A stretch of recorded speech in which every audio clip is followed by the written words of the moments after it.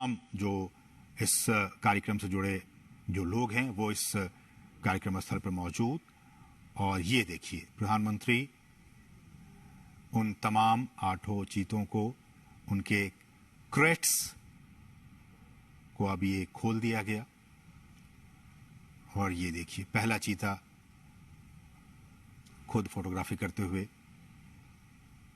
ये बहुत ज्यादा ये महत्वपूर्ण पल। आप सोचिए, 70-75 साल हो गए हमारे देश में चीते विलुप्त हो गए थे,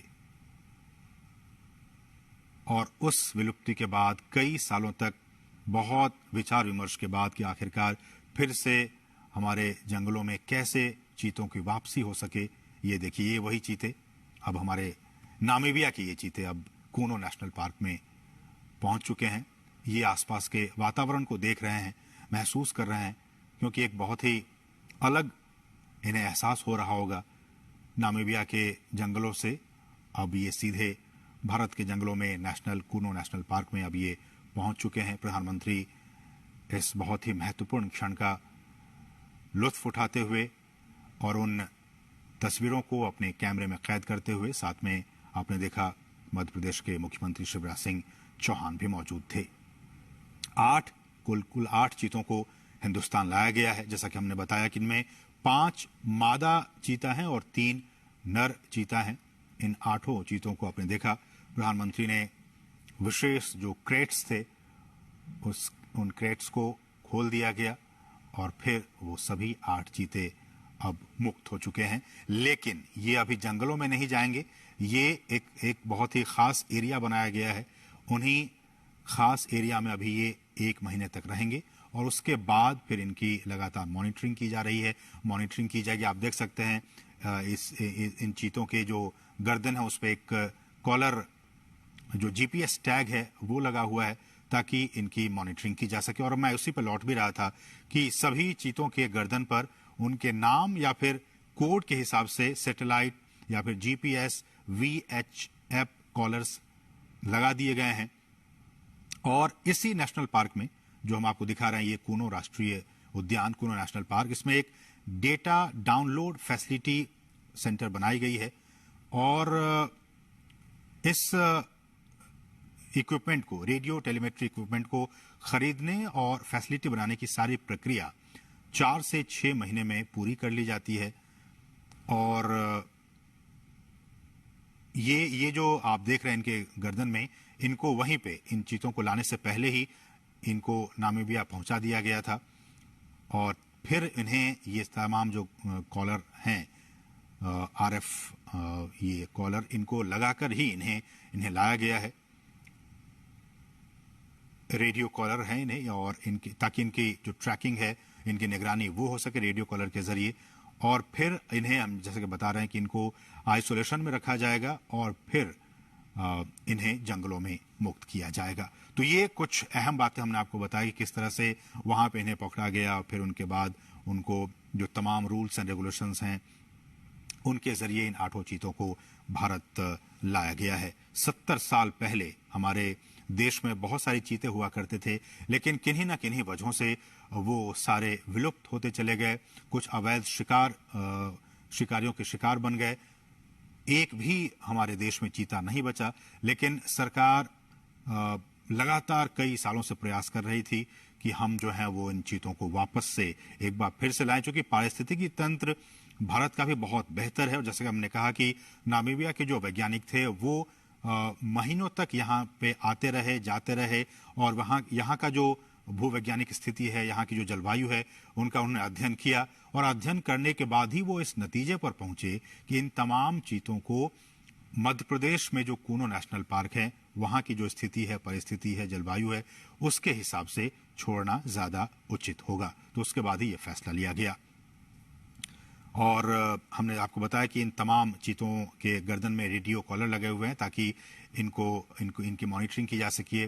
और विशेष हमने बताया कि आपको चिनूक हेलीकॉप्टर के जरिए इनको यहाँ पे लाया गया। और प्रधानमंत्री मोदी, आप देख सकते हैं, इनको विशेष जो क्रेट्स थे उनको खोलकर, और प्रधानमंत्री ने इनको खुद वहां मुक्त किया। वो वहां पे अब विचरण कर रहे हैं।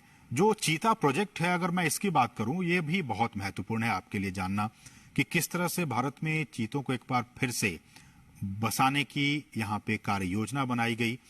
और इस योजना के तहत 5 साल में देश के कई नेशनल पार्क में ऐसी उम्मीद की जा रही है, जो हमारे वैज्ञानिक हैं, जीव वैज्ञानिक हैं, उनकी तरफ से ये कहा जा रहा है कि अगर ये ट्रांसलोकेशन और यहाँ पे ये सारी चीजें सही अनुमान के मुताबिक प्लानिंग के हिसाब से सब कुछ ठीक रहा, तो आने वाले 5 से 10 साल में इनके जरिए और भी जो बच्चे होंगे उनको ऐसे उम्मीद की जा रही है कि 40 से 50 चीते पैदा होंगे और फिर उनको देश के अलग अलग नेशनल पार्क में फिर उन्हें बसाया जाएगा। बहुत ही महत्वपूर्ण। अभी तो सिर्फ ये 8 चीते कूनो नेशनल पार्क में आए हैं, लेकिन इन के बाद इनकी जब आबादी बढ़ेगी, ऐसी उम्मीद की जा रही है कि 40 से 50 के तादाद में इनकी आबादी होगी आने वाले 5 सालों में।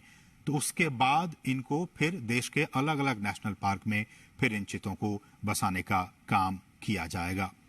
और इस कार्य योजना के जरिए, जैसा कि हम कह रहे हैं कि भारत एक बार फिर दुनिया के सबसे तेज रफ्तार वाले जानवर चीता का घर अब बनने जा रहा है। और भारत सरकार ने चीतों को फिर से देश के जंगलों में लाने का काम किया है, बहुत ही महत्वपूर्ण काम किया है।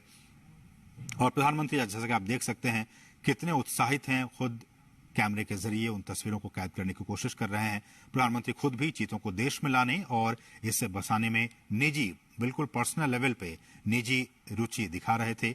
और उसी का नतीजा है कि आज ये 8 चीते अब हिंदुस्तान की सरजमी पर पहुंच चुके हैं। ये हम आपको बताएं, चीता आपने भी देखा होगा तमाम टेलीविजनों के जरिए, नेशनल ज्योग्राफिक पे, एनिमल प्लैनेट चैनल पे, कि किस तरह से ये जंगलों में रहता है। और ये एक मांसाहारी जानवर होता है। भारत से इसका लगभग 70-75 साल पहले खात्मा हो गया था। और कहा जाता है कि अवैध शिकार जो रहा वो एक बहुत अहम वजह रहा इनके एक्सटिंक्ट होने के, इनके विलुप्त होने के।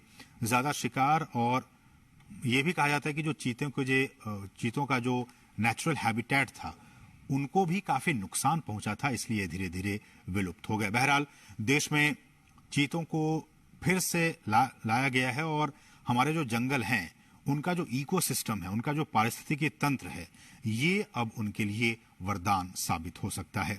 जैसा कि हम सभी जानते हैं कि ये जो जानवर है, ये जो चीता है, वो खुले मैदानों में रहते हैं। उनका आवास मुख्य रूप से वहीं होता है जहां उनके लिए शिकार अच्छी खासी तादाद में मौजूद होते हैं।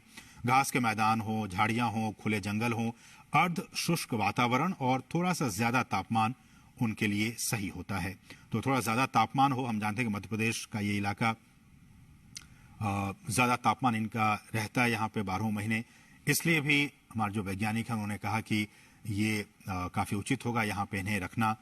घास के मैदान हैं, झाड़ियां हैं, खुले जंगल हैं, ये तमाम चीजें इनके अनुकूल है इनको यहाँ पे रखने के लिए, इसलिए यहाँ पे इन्हें लाया गया। चीतों को बचाने के लिए उनके शिकार करने के आधार, उनको हमें बचाने की जरूरत है। उनके शिकार के आधार करने के आधार को हमें बचाना होगा, जिसमें कुछ खतरे में पड़ी प्रजातियां भी शामिल हैं, बल्कि घास के मैदानों की जो दूसरी अन्य लुप्त प्राय प्रजातियां हैं और खुले वनों का जो इकोसिस्टम है, जो पारिस्थितिकी तंत्र है, उन्हें भी हमें बचाना होगा। जिस बेस पे, हम वही कह रहे हैं, जिस बेस पे, जिस आधार पे ये तमाम चीते यहां जिंदा रहेंगे, यहां रहेंगे, उस बेस को भी, उस आधार को भी हमें बचा कर रखना होगा। तभी तो ये उस इकोसिस्टम में आराम से रह पाएंगे। इसलिए भी हम बार बार ये कह रहे हैं और सरकार भी कह रही है कि उस सिस्टम को, उस बेस को हमें बचा कर रखना होगा। चीतों को वापस लाने से देश में खुले जो जंगल हैं उनको बचाने के काम को भी अब काफी मजबूती मिलेगी।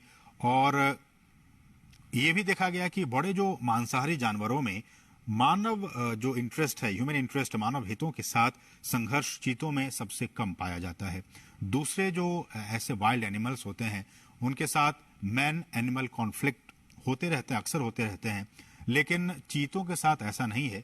चीतों के साथ जो मैन एनिमल कॉन्फ्लिक्ट है वो बाकी जो ऐसे एनिमल्स हैं, वाइल्ड एनिमल्स हैं, उनके मुकाबले काफी कम ऑब्जर्व किया गया है, काफी कम देखा गया है। वो सामान्यतया मनुष्यों के लिए खतरा नहीं होते हैं और जो बड़े पशु हैं उन पे भी वो सामान्यतया हमला नहीं करते हैं। और wild life trust of India ने इसकी शुरुआत की थी कि किस तरह से इसको लाया जाए, और दुनिया भर के विशेषज्ञों, पर्यावरण, वन और जलवायु परिवर्तन मंत्रालय सहित भारत सरकार के कई अधिकारियों, राज्य सरकार के अधिकारियों ने इसके लिए कई दौर की बैठकें की। भारत सरकार के अधिकारी, मध्य प्रदेश सरकार के अधिकारी, वन विभाग के अधिकारी, नामीबिया से जुड़े अधिकारी, इन तमाम अधिकारियों की कई महीनों से लगातार बैठकें हो रही थी ताकि ये सारा जो काम है वो बहुत ही इजी वे में हो सके।